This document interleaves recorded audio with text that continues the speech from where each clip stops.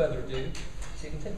Thank you, Matt, very much. I'm delighted to be here. Let me express my thanks to Everything Everywhere for the opportunity to have a meeting on this topic at the conference. And the first point I wanted to make was just to recognise the fact that the digital industry has made a huge contribution to the British economy and the British society. And I'm commenting, I guess, over what's happened over the last 10 years when I've been watching closely. And we need this industry to make an equally big, perhaps bigger contribution in the years ahead as we seek to rebuild the British economy, as we come out of the economic crisis, as we seek to rebalance the British economy. I think the contribution that this industry can make is going to be an extremely important one. We have to work to make the most of all that potential that this industry holds in the future. And I think the role of mobile services is going to be a very, very important one. This industry, the mobile industry, made a massive contribution to promoting inclusion at that time and continues to do so.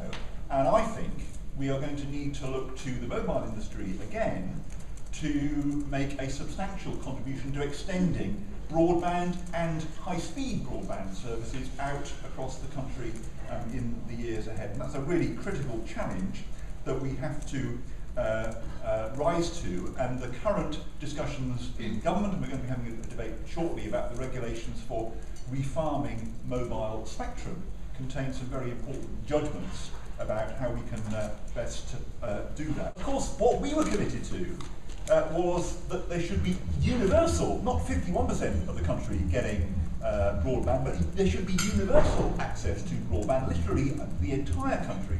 And to do that in a short time, we wanted to do it by 2012. Yep, we said we would do that at 2 megabits per second. Without that scale of investment, we will not get next generation broadband into harder to reach areas, harder to connect smaller businesses and others who at the moment are not being served. Now, the coalition initially, or rather the Conservatives before the election, initially gave the impression that all that was needed was a few tweaks to regulation.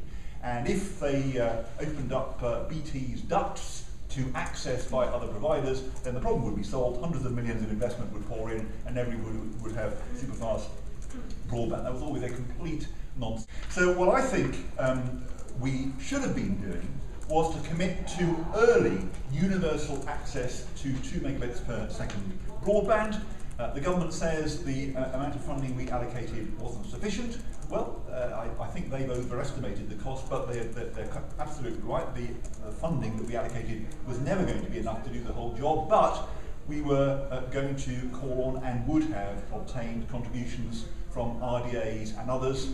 They've of course been abolished. So that I can understand their problem. We should have gone ahead with that and done it by 2012 as we'd committed.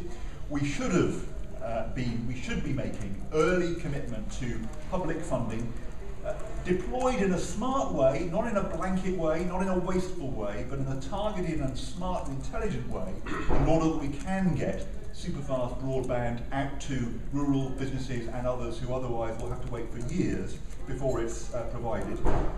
We needed to promote the take-up of mobile services for broadband, and in achieving that universal access to high-speed broadband that we want, it's quite clear that the role of mobile is going to be a critical one. And I hope that the coalition is going to make the right judgments about refarming. We shall see. And fourthly, of course, and we're going to be joined by Greg Walker, I don't know whether he's still coming, but the work that he and Martha Lane Fox are doing to extend the opportunities of being online to people who haven't had those opportunities in the past is absolutely crucial.